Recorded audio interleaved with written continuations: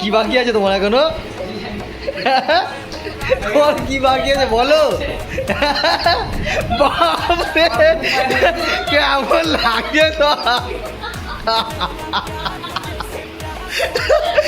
কে গো রাত্রিবেলায় বেরোবে না সব পালাবে?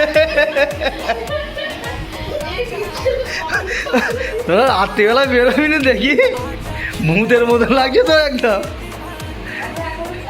মুখটা দেখি তো, দুজনের মুখটা দেখি একবার দেখি।